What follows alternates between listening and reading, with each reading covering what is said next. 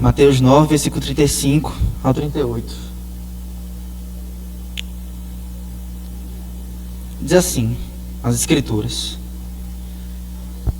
Jesus percorreu todas as cidades e todos os povoados, ensinando nas sinagogas, pregando o evangelho do reino e curando todas as enfermidades e doenças. Ao ver as multidões, teve compaixão delas, porque estavam aflitas e desamparadas, como ovelhas sem pastor. Então disse aos seus discípulos: a colheita é grande, mas os trabalhadores são poucos. Peçam, portanto, ao Senhor da colheita que envie trabalhadores para a sua colheita. Irmão, eu gostaria de convidar só para mais uma oração, dentro da leitura do texto. Senhor, cremos no Seu Filho, cremos no Teu Santo Espírito e na mediação de Cristo, na direção do Seu Espírito Santo. Pedimos ao Senhor que nos ajude na leitura desse texto, na interpretação dele, no compreender do que Ele está querendo dizer e na aplicação em nossos corações, para que saiamos daqui, Senhor, hoje, assim como Cristo, vendo as multidões e se compadecendo delas, e dessa forma, então, orando para que o Senhor envie mais ceifeiros, envie mais trabalhadores para a colheita. É assim que nós oramos ao Senhor, em nome de Cristo Jesus. Amém. Meus irmãos, um amigo meu me perguntou o seguinte nessa semana. Eu também estava pensando sobre essa mesma pergunta. E ele me perguntou o seguinte: o que é ser cristão? Peço que os irmãos fiquem pensando um pouquinho. O que é ser cristão? O que significa isso? Especialmente ele perguntou: o que é que o cristão faz? Qual é a sua conduta? Quais são suas obras? O que é ser cristão? A resposta, eu penso, que pode ser tanto abrangente como muito específica. Eu lembro até que quando ele me perguntou, eu fiquei tipo: o que é ser cristão? Na hora eu respondi para ele que é uma coisa muito abrangente, muito ampla. Ser cristão não parece ser, em certo sentido, tão diferente dos demais. A gente acorda, a gente vai trabalhar, a gente come, a gente faz comida, a gente se diverte, a gente vai para encontro de casais, a gente faz piada, a gente vive. A gente é gente, pessoa, nós somos gente. Então existe um sentido amplo e abrangente do que é ser cristão. Porque ser cristão necessariamente nem sempre implica em agir de maneira tão específica o tempo todo. A gente somos pessoas normais, pessoas comuns, estamos aí, no ônibus, por onde quer que passe, agindo como pessoas comuns. Contudo, como cristãos. Contudo, com o Senhor sobre nós. Contudo, com a fé em alguém que veio ao mundo e salva os pecadores. Por isso, a resposta pode ser bem abrangente. No trabalho, ser cristão pode significar apenas ser um bom trabalhador. Ser um bom trabalhador é um testemunho de ser cristão. Pessoas do mundo trabalham, muitas trabalham bem, mas elas não têm fundamento para isso. Mas elas trabalham, assim como nós também fazemos isso. Em um ponto de ônibus, enquanto esperamos o ônibus, por exemplo, ser cristão e esperar o ônibus pode significar ler a Bíblia enquanto espera o ônibus. Pode ser pregar o evangelho enquanto espera o ônibus junto com outra pessoa. Ou pode ser só esperar o ônibus chegar, você pega o ônibus e vai para o seu destino. Pode ser um sentido muito amplo, mas também é um sentido muito específico. Porque a gente vê que nas coisas amplas do que é ser cristão, tem coisa específica. Nós não fazemos de qualquer jeito as coisas. Nós não agimos de qualquer maneira, com base em qualquer coisa que ouvimos, lemos ou vemos. Nós temos um fundamento. Nossa vida, tudo que fazemos é para se conformar à imagem de Cristo. É imitar a Jesus Cristo. Então, o sentido amplo é que nós vivemos normalmente. Mas o sentido específico é que nós somos imitadores de Cristo. Nós andamos como Cristo.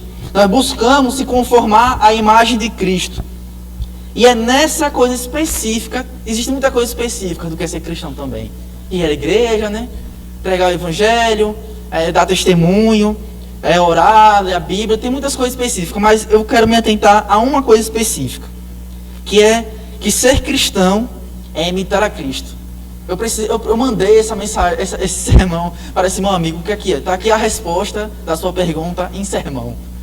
A resposta de que ser cristão, que queremos dar hoje, é que ser cristão é imitar a Cristo. Porém, o que é que isso significa? Não só em sentidos amplos, mas qual é o cerne disso? O que é ser cristão? Um livro chamado Imitação de Cristo, de um autor bem antigo, ele começa o livro já dizendo bem assim: aquele que me segue não anda na escuridão, diz o Senhor, em João 8, versículo 12. Essas são as palavras de Cristo, pelas quais somos animados a imitar sua vida e suas práticas. Se verdadeiramente desejamos ser iluminados e libertos de toda a cegueira de coração, seja, pois, o nosso principal esforço meditar a respeito da vida de Jesus Cristo. Aquele que quiser compreender e provar plenamente as palavras de Cristo, deve procurar conformar-se a toda a sua vida. Nas palavras das Escrituras, lá em 1 João, capítulo 2, versículo 6, ele vai dizer: quem afirma que permanece nele, deve andar como ele andou.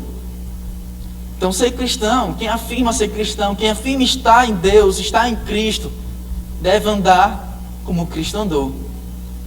Um irmão uma vez brincou com esse texto. Ele diz assim: veja, Jesus andou por várias cidades, Cafarnaum, Galiléia, Belém e tal, andou por muitos lugares. Se for calcular os quilômetros que ele andou, vamos ver que ele andou bastante.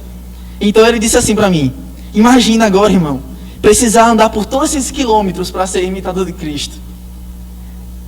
Com base no texto de 1 João, temos que andar como ele andou. Ele brincando, né, fazendo uma piada. Então, será que é isso, irmão? Será que ser cristão, andar como ele andou, significa andar na mesma quilometragem? Ponto. Jesus caminhou por 1000 quilômetros, agora vamos bater isso, pronto. Completamos nossa cota, já somos cristãos. Perfeito. Então vamos, irmãos, vamos andar a pé, sem carro, a pé, andar por todo Aracaju, passo a passo, anunciar o Evangelho. É assim que vamos ser como Jesus, andando como ele andou. Certamente, não é pelo andar em si, não é verdade, que nós vamos ser imitadores de Cristo, vamos ser cristãos, só porque nós andamos certa quilometragem. Mas imitar deve ser o nosso prazer. Buscar se conformar a Cristo deve ser nosso afã, como nós cantamos. Deve ser nosso principal esmero, nosso esforço. E isso certamente vai nos levar então a caminhar, a dirigir, a voar por muitos lugares para pregar o Evangelho. E é sobre isso, com base no tema que apresentei aos irmãos, na meditação sobre esse texto que nós lemos de Mateus, capítulo 9, é que nós vamos debruçar um pouquinho sobre que ser cristão é imitar a Cristo, e imitar a Cristo significa ir pregar o Evangelho. E, irmãos, isso é muitíssimo importante meditarmos. Se nós queremos ser cristãos, queremos ser como Jesus Cristo. Como disse um certo pregador: eu não choro porque eu não tenho coisas, eu choro porque eu não sou parecido com Cristo. Deve ser esse sentimento em nós, devemos querer ser como Ele. E Cristo andou anunciando o Evangelho, anunciando o reino de Deus por onde quer que passava. Então devemos nos atentar nesse texto aqui, o que é que tem em Jesus Cristo? O que é que na sua pessoa, imitá-lo aqui como ele fez nesse texto, nos leva então a ser verdadeiros cristãos. Não há maior pensamento que podemos ter do que refletir sobre quem Jesus é, meditar sobre a sua pessoa. E é com a graça de Deus que vamos entender isso verdadeiramente. Só que antes de nós chegar ao texto, eu quero caminhar um pouquinho para trás com os irmãos. Em primeiro lugar, precisamos relembrar só algumas coisas que nós falamos na última pregação que eu estive aqui. Nós pregando sobre o Sermão do Monte, né? Naquele trecho lá, e especialmente na questão da bem-aventurança, daqueles que choram. Eu falei algumas coisas sobre o livro de Mateus. E nós voltamos aqui agora ao livro de Mateus novamente. E o livro de Mateus, em primeiro lugar, nós vamos lembrar que ele fazia parte de um livro que é chamado de Evangelho. O Evangelho é um tipo de texto específico. É um tipo de texto que conta uma história, é um tipo de biografia da época. Sendo a biografia, só que não era a biografia que nossos tempos. Nossos tempos nós fazemos o quê? Na biografia. Nasceu no dia tal, na hora tal, viveu por tal circunstância e viveu de maneira histórica. A biografia do Evangelho tem um propósito específico. Tem uma maneira específica de contar essa história e geralmente não é muito cronológica. É mais temática. Quer tratar, abordar temas específicos da vida de alguém. E o livro de Mateus é bem organizado. Ele é organizado em 5 discursos, contando os maiores discursos de Jesus Cristo e como esse discurso impactou as pessoas que a ouviram. Então ele é organizado, é uma biografia temática, sobre temas da vida de Jesus. O seu nascimento, o sermão do monte, o sermão do envio dele para os discípulos, até chegar lá na grande comissão. Então, ele faz parte de um texto chamado Evangelho. Mateus, a quem é atribuída a autoria desse texto, ele escreveu possivelmente com base no contexto histórico em que ele foi escrito, de acordo com a data em que ele foi escrito, pelas pesquisas que são feitas, possivelmente ele foi escrito, como nós falamos, para discipulado. Mateus queria discipular. Mateus queria escrever um material para a igreja, para ensinar os ensinos de Cristo Jesus. O discípulo ensina, o discipulador, né, o mestre, ensina aos discípulos. Ele queria ensinar os ensinos de Cristo Jesus para seus discípulos, e a igreja também usa esse material para ensinar a igreja, com base na vida de Cristo, com base no reino de Deus que ele vinha anunciando, com base nos testemunhos dele, nas escrituras, de que ele é o Salvador, de que ele é o escolhido de Deus. Então, e outra coisa também que esse texto, a gente consegue perceber, por exemplo, que ele foi feito para discipulado, é que o Sermão do Monte, ele tem uma estrutura tão específica que é fácil de decorar. A gente consegue memorizar ele fácil. Bem-aventurados, bem-aventurados. É uma repetição. Então, ele parece que quer que não somente que a gente seja ensinado sobre o que Jesus ensinou, mas também memorizemos isso, guardemos em nosso coração a palavra de Cristo. O ensino de Mateus é sobre como Jesus cumpre as profecias do Antigo Testamento. Então, os irmãos podem ver, é muito conveniente que Mateus esteja bem no primeiro livro do Novo Testamento. A gente lê o Antigo Testamento, passa um período ali e depois vem Mateus. E Mateus vem citando o Antigo Testamento diversas vezes. E sempre com aquela imagem, né? Que isso aconteceu para que se cumprisse as Escrituras. Isso aconteceu para que se cumprisse as Escrituras. Então quer mostrar que Jesus é o cumprimento das coisas que era prometida no Antigo Testamento, sendo ele o escolhido de Deus para salvar o povo de Deus dos seus pecados e reinar o reino que estava sendo anunciado. E novamente, a sua estrutura está dividida em 5 discursos de Jesus em seu ministério, sendo o primeiro discurso chamado Sermão da Montanha, e nós conversamos sobre isso na outra pregação, e agora o segundo discurso, nas palavras de um certo comentarista, é chamado de Sermão da Ordenação. É o sermão do envio, o sermão do apostolado. No caso, no capítulo 10 em diante, tem esse sermão do envio. O nosso texto está um pouco antes, mas eu penso que ele é uma ponte do texto do capítulo 8, 9, para passar para o 10. Nosso texto é que fosse uma ponte. É uma ponte. É como essa ponte aqui. O texto bíblico vai aqui, essa ponte é o que conecta entre o capítulo 9 e o capítulo 10. Esse versículo 35 ao 38. Pronto, dito isso, em segundo lugar, irmãos, nós precisamos olhar sobre o que aconteceu entre um sermão e outro. No primeiro sermão, Jesus anunciou sobre o reino de Deus, falou quem são aqueles que pertencem ao reino de Deus, são os bem-aventurados.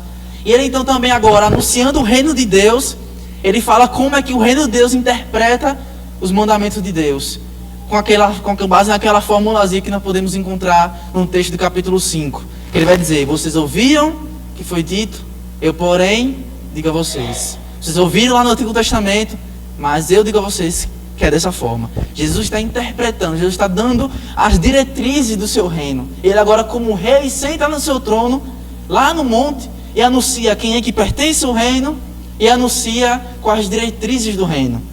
E ele vai fazer isso interpretando a lei. O primeiro discurso de Jesus no Evangelho de Mateus termina no versículo 28 e 29 do capítulo 7, utilizando uma fórmula, mais uma vez, muito recorrente, que ele diz: quando Jesus acabou de dizer essas coisas, o sermão, as multidões ficavam maravilhadas com o seu ensino, porque ele ensinava como quem tem autoridade e não como os mestres da lei. Aqui nós vemos que as pessoas, após ouvirem todo o sermão do capítulo 5, 6 e até o 7, elas ficavam maravilhadas com o ensino de Cristo, porque ele ensinava com autoridade. Ensinava como alguém que tinha firmeza naquilo que estava sendo ensinado. Como alguém que tinha autoridade sobre aquilo que estava ensinando. Era alguém que simplesmente estava falando coisas de outro assim, com base... Ele tinha poder naquilo que estava afirmando. Então isso foi reconhecido a autoridade de Jesus sobre o ensino. E vejamos, se Mateus quer mostrar que Jesus era mestre por excelência, e ele quer usar os ensinos de Jesus para discipular a igreja, muito convenientemente, ele vai então mostrar que Jesus ensinou coisas e esse ensino era impactante para as pessoas que a ouviram, como foi com aquelas multidões. Então foi reconhecida a autoridade de Jesus no seu ensino após o discurso, sobre quem são os herdeiros do reino e como ele cumpre as escrituras, ensinando as escrituras na perspectiva do reino que agora era chegado.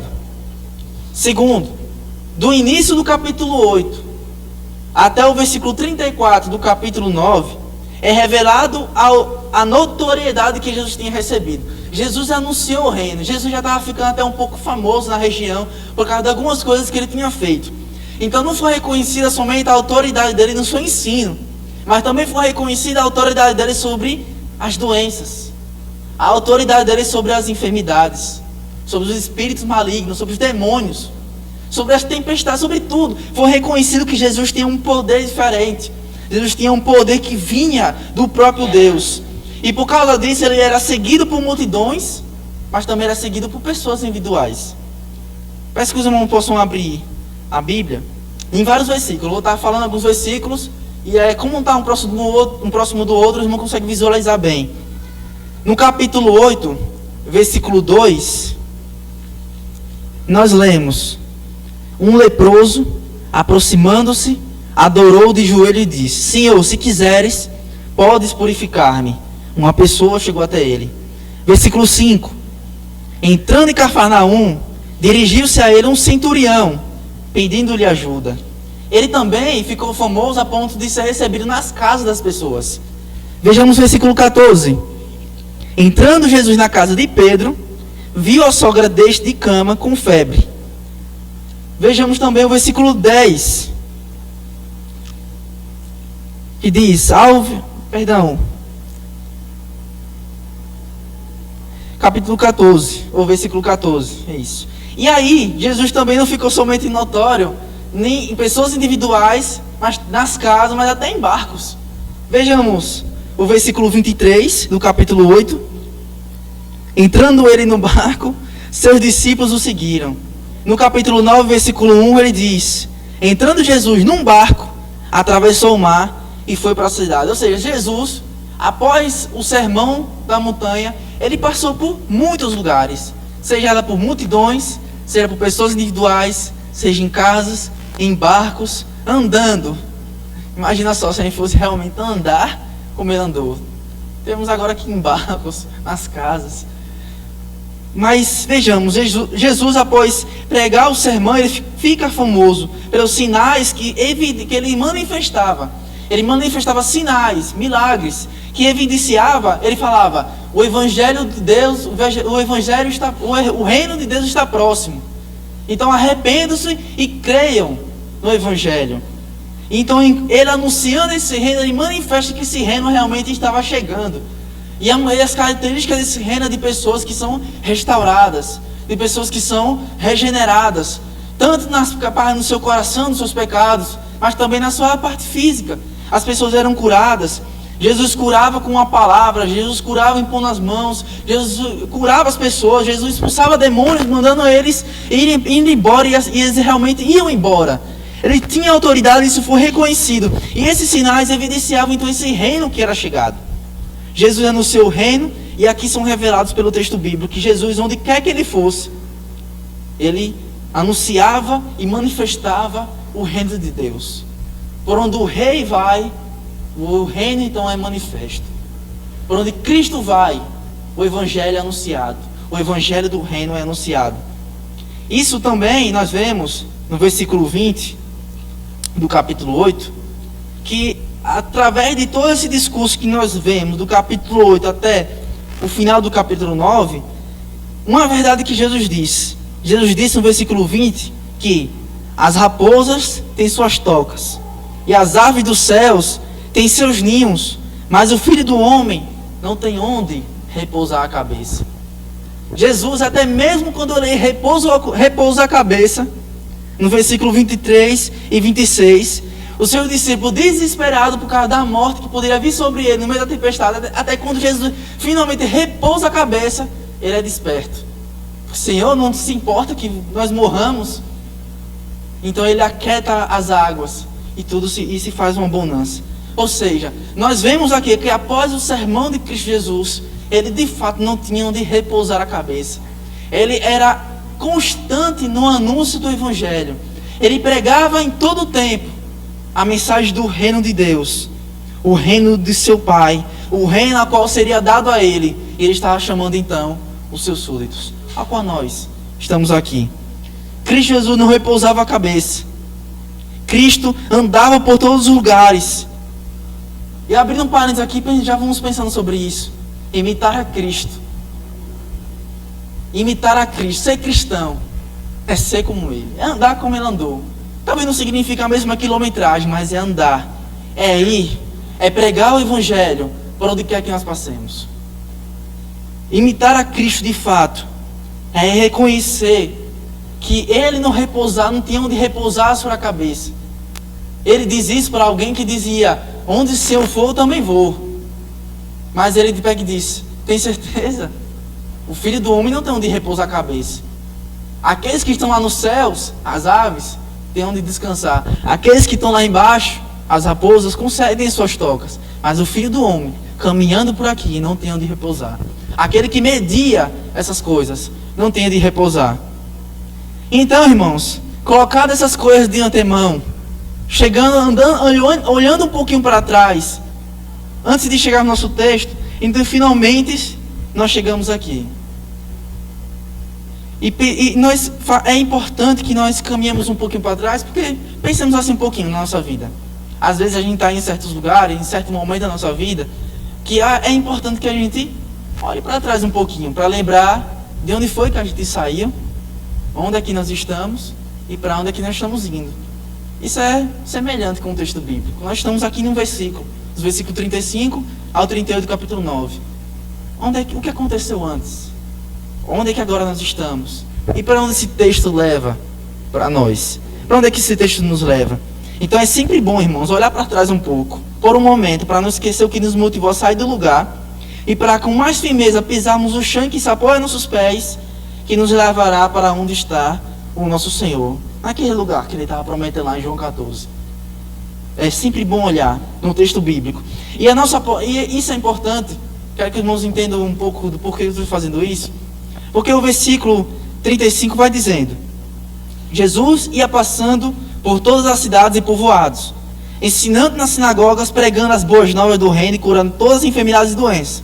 Ao 36 diz: ao ver as multidões, teve compaixão delas, porque estavam aflitas e desamparadas, como ovelhas sem pastor. A sensação que me dá é que o apóstolo Mateus está querendo que a gente olhe para essas multidões. Ele está dizendo: Jesus olhou para as multidões e teve compaixão delas. A sensação que dá é: está vendo essas multidões que eu acabei de relatar? O centurião, o leproso, os seus discípulos, todos esses. Ele agiu dessa maneira como ele agiu, curando e ajudando-os e confortando e consolando, porque ele teve compaixão delas. Ele está nos chamando a olhar para trás, por um instante, para entendermos o porquê que ele está relatando isso. Então ele está fazendo um resumo de tudo que foi dito. De tudo que foi dito, mais uma vez, ele está fazendo um resumo do ministério de Cristo Jesus. O ministério de Jesus se resumia nisso. Ele ia passando por todas as cidades e povoados, ensinando nas sinagogas, pregando as boas novas do reino e curando as enfermidades. Agora, nos perguntamos, irmãos, precisamos fazer essa pergunta. Eu fiz essa pergunta e isso me tocou e me quebrou profundamente. Será que, olhando para trás, com base em tudo que Jesus tem feito aqui agora, até aqui no texto, nesses pequenos versículos que nós lemos, com as pessoas que ele esteve em contato, para quem ele anunciava o reino de Deus, será que eu compreendo mesmo, então, o que significa imitar a Cristo? Será que eu entendo o que é fazer parte desse ministério de Cristo? Será que eu estou de fato me vendo dentro disso? Sabendo então que eu estou sendo participante desse ministério de anunciar o reino de Deus. E mais uma pergunta: o que é que Jesus tinha em si mesmo? Que por onde quer que ele passava, ele agia dessa maneira, ele operava essas obras. Jesus disse lá, como nós lemos no início, que as obras que ele fazia, nós também faríamos. E tudo que pedíssemos em seu nome, ele daria. Mas por que ele fazia essas obras? O que é que havia em seu coração? O que é que havia em seu ser?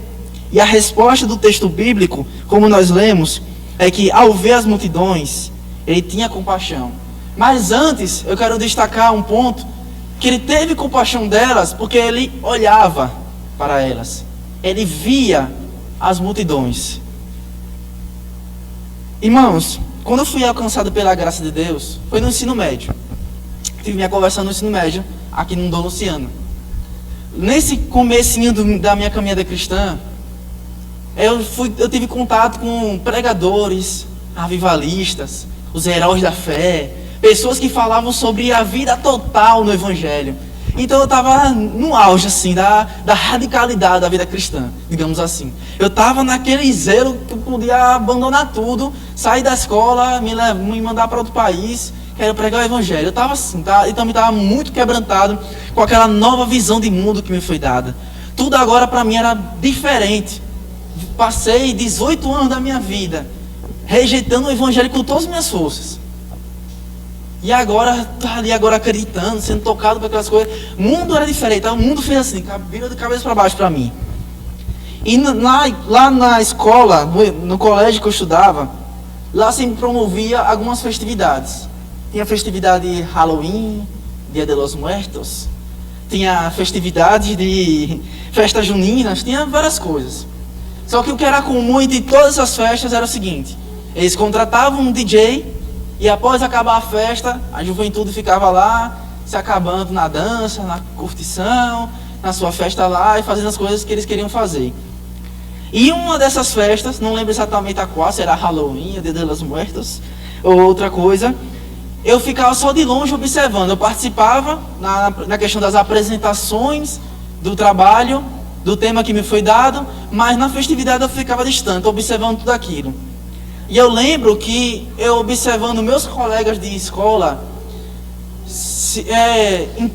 estando numa situação que eu sabia que era contrário ao Evangelho, que eu sabia que era contrário aos princípios a quais eu estava começando a crer, aquilo me encheu de profunda angústia.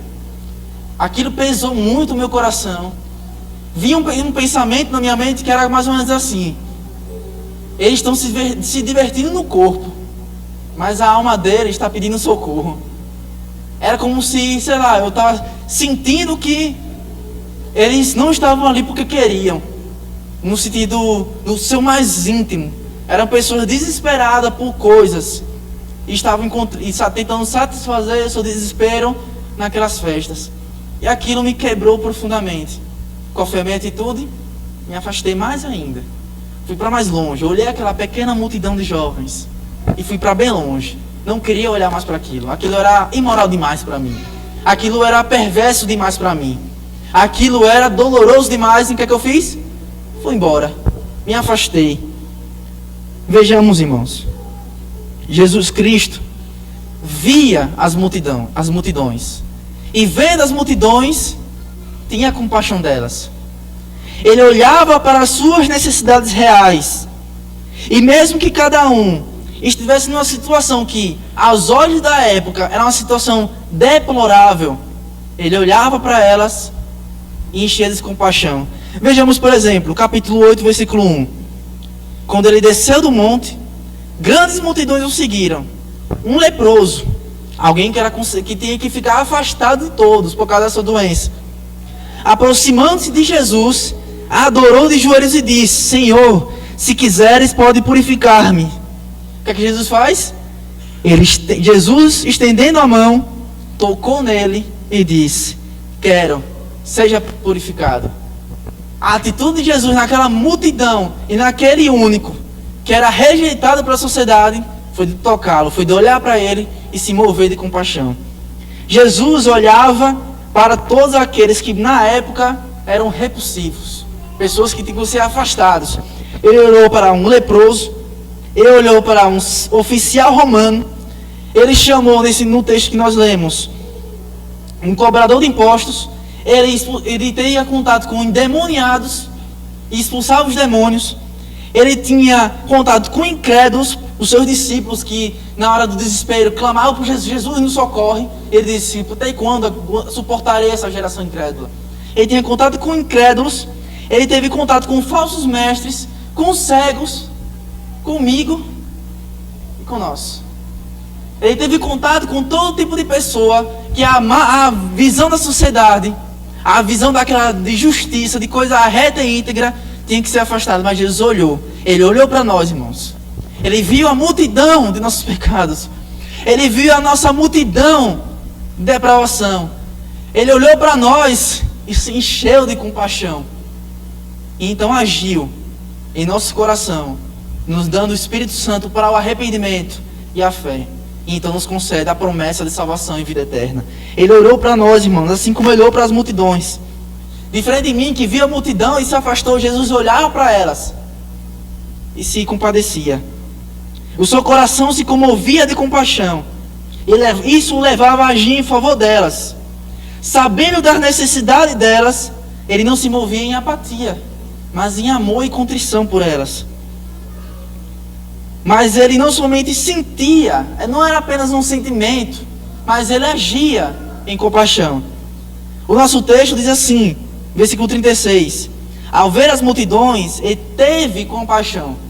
Não diz que ele sentiu compaixão, nem diz que ele agiu compassivamente. O texto diz que ele teve. E eu penso que por ele estar usando essa afirmação, o texto pode ser tanto uma coisa quanto outra. Na verdade, as duas coisas estão unidas.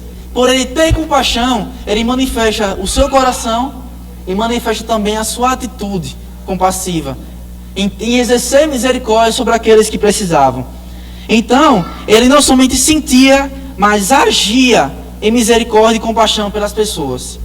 Então, irmão, chegamos ao sentido que é imitar a Cristo. Ser cristão é imitar a Cristo. E Cristo olhava para as multidões. E eu pergunto, temos olhado, irmãos, para as multidões? Temos criado coragem de olhar para as pessoas e olhar e pensar que Cristo Jesus tinha compaixão por elas. E nós, às vezes, agimos de maneira apática, distante.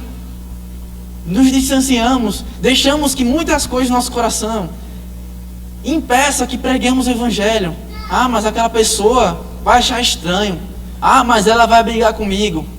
Se eu tiver em um Uber, aí vai me expulsar do Uber, vai me tirar daqui, vai querer brigar.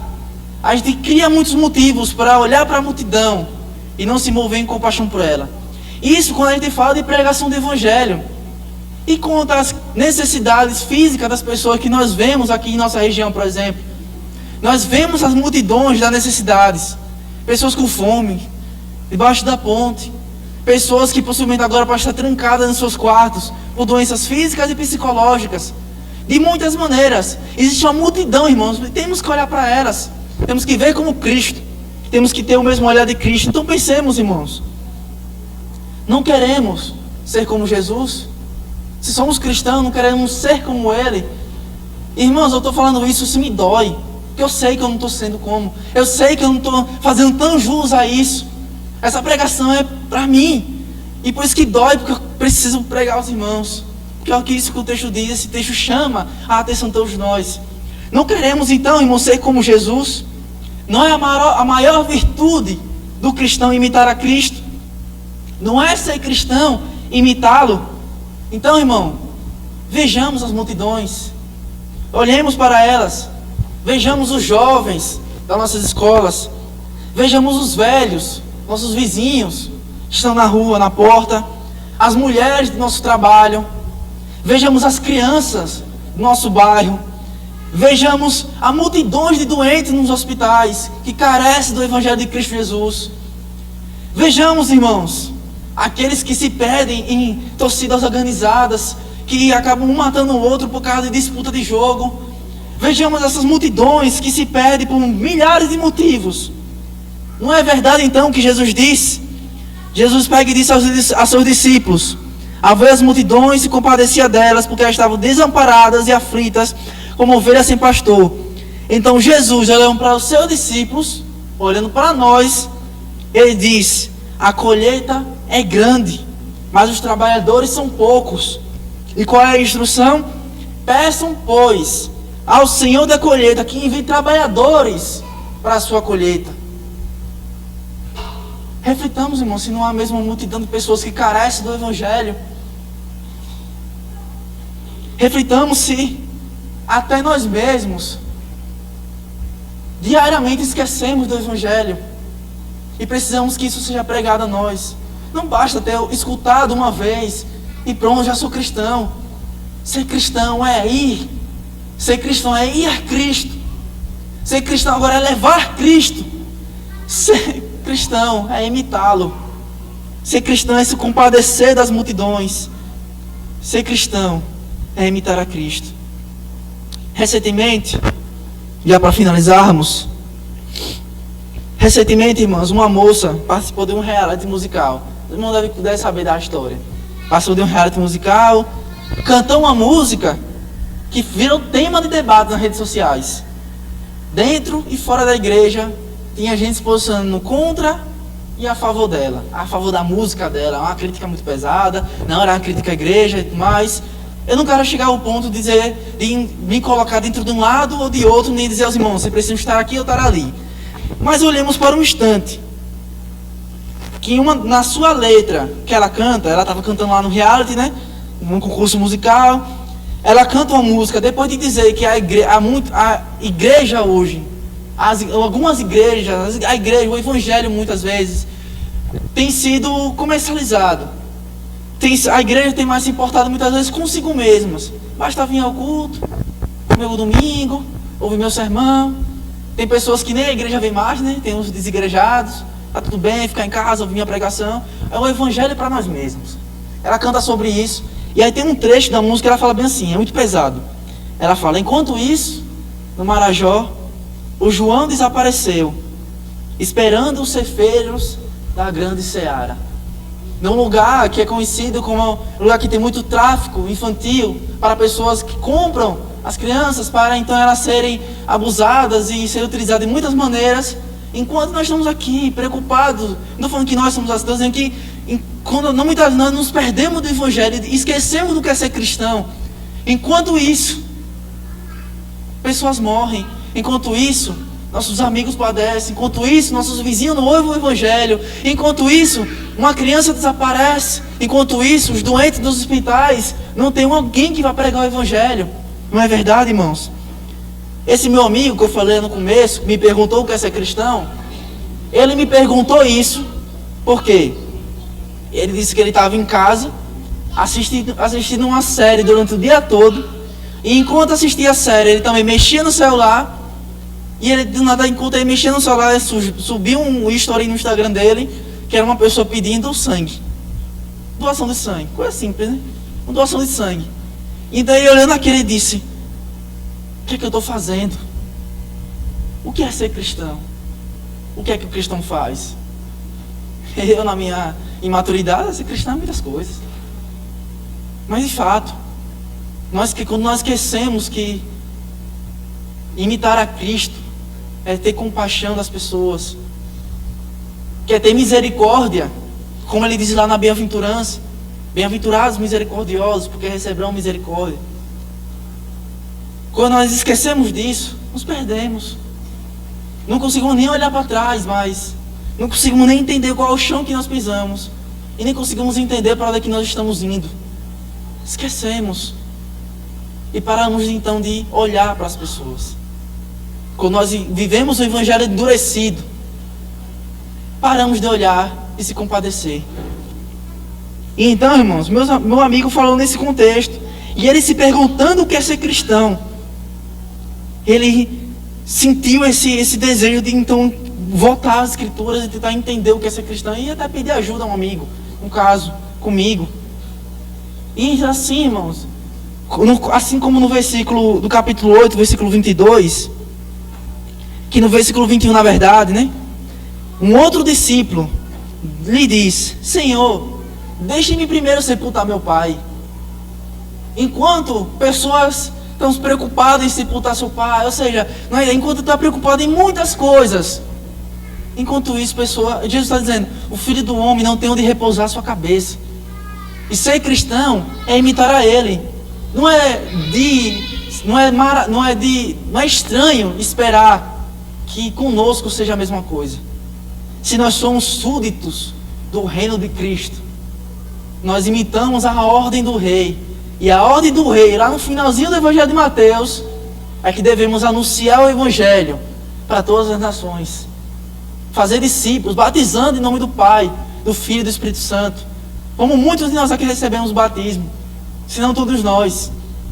Esse Evangelho, por causa de muitos que não repousaram sua cabeça, o Evangelho chegou a nós. E muitos lá na frente, nossos filhos, nossos vizinhos, precisam também ter essa reflexão um dia. Alguém pregou o Evangelho para mim. Um membro da Batista Ponte pregou para mim. E então eu conheci a Cristo, porque Ele pregou o Evangelho. Então, irmão, enquanto nós queremos primeiro sepultar o Pai, o nosso Deus, o Senhor da colheita, por meio de Cristo Jesus, que não repousa a cabeça, ouve as orações daqueles que pedem por mais trabalhadores, enviando mais trabalhadores. O Jesus diz a seus discípulos: a seara é grande, então ore por mais trabalhadores. E Deus está ouvindo essas orações. O texto que nós lemos no começo foi um dos textos que nós lemos, né? As obras que eu tenho feito, meus discípulos também farão. E tudo que pedirem em meu nome, farei. Peçamos, irmãos, portanto, no nome de Jesus, que envia a nós, que nós sejamos esses trabalhadores que é pregar o Evangelho, para colher esse campo que já está bem vasto e bem grande, com pessoas muito carentes de Cristo Jesus, assim como nós estávamos. Então, irmão, finalizo perguntando: quem somos nós, cristãos? O que nós fazemos? Qual é a resposta? Imitamos a Cristo. Nós imitamos a Cristo e, portanto, perguntamos novamente o que Cristo é e o que Ele faz. Ele faz o quê? Ele tem compaixão da multidão e vai a elas. Então, ser cristão é imitar a Cristo. E imitar a Cristo é ir anunciar o Evangelho. É ir anunciar as boas novas. É cheio do Espírito Santo. Lembrar que não basta. O Evangelho não é somente para nós, mas é para todo mundo. Para todo aquele que crê. E nas palavras de um pregador antigo, Charles Spurgeon, eu finalizo com um apelo. Ele diz assim, em um sermão ele finaliza dizendo assim: que você se refugie nele de uma vez. Deus o ajude a se alistar sob a bandeira de Cristo Jesus, hoje. Que hoje, como soldados de Cristo, como súditos do seu reino, sejamos tocados por esse Evangelho a ponto de nos alistarmos no seu exército e batalhar de uma vez por todas pelo seu Evangelho. Que isso toque nossos corações, seja verdade em nossas vidas. E se nós formos confessar nossos pecados como nós fazemos, que confessemos que muitas vezes não temos pregado o Evangelho, mas não esmorecemos nosso coração. Nós ouvimos o perdão de pecados, nós confessamos nossos pecados e nós lemos que temos certeza do perdão. E com essa certeza do perdão, o que é que Davi fez? Agora eu ensinarei aos pecadores o caminho. E nós agora, sendo perdoados, o que vamos fazer? Ensinar o pecador o caminho de Cristo Jesus. Que o Senhor aplique, irmãos, em nossos corações essa palavra. Gostaria de convidar os irmãos a orar, para nós encerrarmos.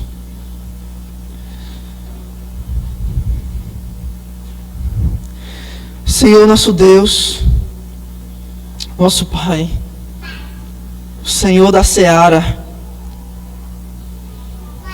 Envie, Senhor. Pedimos ao Senhor que envie mais trabalhadores para a grande colheita. Eu sei, ó Deus, sabemos que nesse texto, a grande multidão era aquela multidão específica, e aquela colheita era muito grande. Mas nós pensamos, ó Deus, que em nossos dias não é muito diferente, Senhor. Há uma multidão enorme, e os campos estão prontos. Nós entendemos que pelo Evangelho de Mateus, que escreveu Mateus, ele queria ensinar aos discípulos que eles devem anunciar o Evangelho, olhar para as multidões assim como Cristo olhou, e ter compaixão delas, e então fazer discípulos de todas as nações, fazer discípulos de todos os lugares, e anunciar a sua palavra, Deus. Então, meu Pai, nosso Pai, envie trabalhadores para todos os lugares que precisam. E, ó Deus, aqui estamos nós, se dispondo, ó Deus, se faça isso conosco. Que a congregação Batista Ponte, todos os meus irmãos que aqui estão, seja a resposta das orações de muitos. Seja a resposta dessa oração que agora fazemos, ó Deus. Seja eu a resposta dessa oração. Seja meu irmão aqui, resposta dessa oração. Para que possamos cumprir o ir de pregar o Evangelho. E sejamos então, Senhor, de fato cristãos, parecidos com Cristo, imitadores de Cristo. Faz isso conosco, ó Deus, pela ajuda, pelo auxílio, pela transformação, pela consolação, pela capacitação do Seu Espírito Santo. Faz isso, ó Pai, até que o Senhor Jesus venha, e nós o aguardamos ansiosamente. É isso, ó Deus, que nós oramos, em nome de Cristo Jesus.